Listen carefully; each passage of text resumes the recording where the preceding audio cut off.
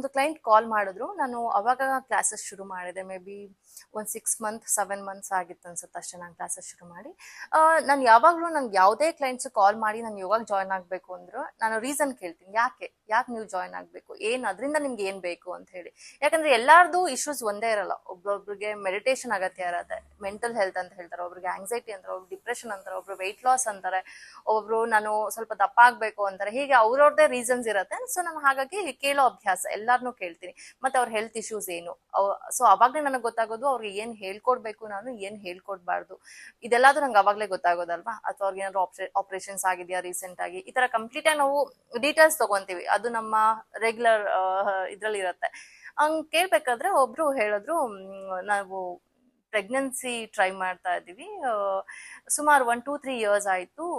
Because of ನನಗೆ stress ನನಗೆ ಆಗ್ತಿಲ್ಲ. ತುಂಬ ಮೆಡಿಸಿನ್ಸ್ ತೊಗೊಂಡಿದ್ದೀವಿ, ತುಂಬ ಹಾಸ್ಪಿಟಲ್ಸ್ಗೆ ತುಂಬ ಸ್ಪೆಂಡ್ ಮಾಡಿದ್ದೀವಿ. ಬಟ್ ಆವಾಗ ನನಗೊಬ್ರು ಡಾಕ್ಟರ್ ಹೇಳಿದ್ರು ಯೋಗ ಮಾಡಿ ಅಂತ ಹೇಳಿ. ಅವಾಗ ಹುಡುಕ್ಬೇಕಾದ್ರೆ ನನ್ನ ಫ್ರೆಂಡ್ ಒಬ್ರು ರೆಫರ್ ಮಾಡಿದ್ರು ನಿಮ್ಮನ್ನ, ಹಾಗಾಗಿ ನಿಮಗೆ ಕಾಲ್ ಮಾಡಿದೆ ಅಂತ ಹೇಳಿದ್ರು. ಅಲ್ಲಿವರೆಗೂ ನಾನು ಈ ವೆಯ್ಟ್ ಲಾಸ್ ಅದು ಇದು ಇದೆಲ್ಲ ರೀಸನ್ಸ್ಗಳನ್ನ ಕೇಳಿದೆ. ಈ ರೀಸನ್ ನನಗೆ ತುಂಬಾ ಹೊಸದಾಗಿತ್ತು.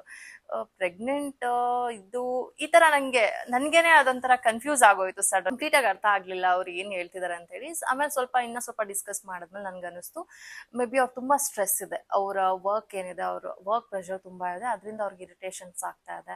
ಸೊ ಓಕೆ, ಅದ್ರ ಬಗ್ಗೆ ನಾನು ಅವ್ರಿಗೆ ಆಸನಗಳನ್ನ ಹೇಳ್ಕೊಡಕ್ ಶುರು ಮಾಡಿದೆ, ಅವ್ರಿಗೆ ವರ್ಕೌಟ್ ಮಾಡ್ಲಿಕ್ಕೆ ಶುರು ಮಾಡಿದೆ. ಮತ್ತೆ ಅವ್ರು ಸ್ವಲ್ಪ ದಪ್ಪ ಕೂಡ ಇದ್ರು.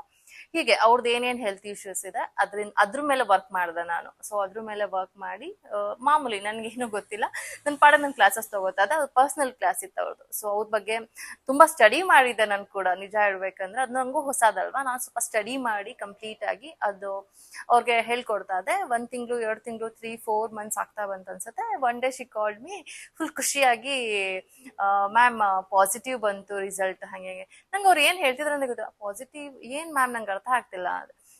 ಈ ತರ ನಾನು ಕನ್ಸೀವ್ ಆಗಿದ್ದೀನಿ, ಥ್ಯಾಂಕ್ ಯು ಸೋ ಮಚ್ ನಿಮ್ಮ ಯೋಗಕ್ಕೆ. ಸೊ ನಾನು ತುಂಬಾ ಮೆಂಟಲ್ ಪೀಸ್ ಆಗಿದೆ ಇವಾಗ, ತುಂಬಾ ಖುಷಿ ಆಗಿದ್ದೀನಿ, ತುಂಬಾ ಹೆಲ್ದಿ ಆಗಿದ್ದೀನಿ. ಕಂಪೇರಿಟಿವ್ಲಿ ಮನೆಯಲ್ಲಿ ಎಲ್ಲರ ಜೊತೆ ಖುಷಿಯಾಗಿ ಮಾತಾಡ್ತಾ ಇದ್ದೀನಿ. ನನ್ನ ಸ್ಟ್ರೆಸ್ ಲೆವೆಲ್ ಕಡಿಮೆ ಆಗಿದೆ, ಕಂಪ್ಲೀಟ್ ಆಗಿ ಬ್ಯಾಲೆನ್ಸ್ ಆಗಿದೆ ನನ್ನ ಮೆಂಟಲ್ ಹೆಲ್ತ್, ಹಂಗೆ ಹಿಂಗೆ ಅಂತೇಳಿ. ಐಮ್ ಲೈಕ್ ಓಕೆ, ನನ್ಗದು ಓಕೆ ಅನ್ನೋ ತರ ಅನ್ಸಿತ್ತು. ಬಟ್ ಅವ್ರಿಗೆ ಅವರ ಜೀವನದ ತುಂಬಾ ಹಾಸ್ಯ ಪಟ್ಟ ದಿನ ಅದು, ತುಂಬಾ ಖುಷಿ ಪಟ್ಟ ದಿನ ಅವರು. ನಂಗೆ ಅದು ಇನ್ನೂ ನೆನಪಿದೆ, ಅವ್ರು ಹೇಳಿದ್ದು, ಅವ್ರು ಕಾಲ್ ಮಾಡಿದ್ದು, ಅವ್ರು ಮಾತಾಡಿದ್ದೆಲ್ಲ. ಹೀಗೆ ನನ್ನ ಎಲ್ಲಾ ಕ್ಲೈಂಟ್ಸ್ದು ಅವರದ್ದೇ ಆದಂತ ಒಂದು ಕ್ಯೂಟ್ ಸ್ಟೋರೀಸ್ ಇದೆ.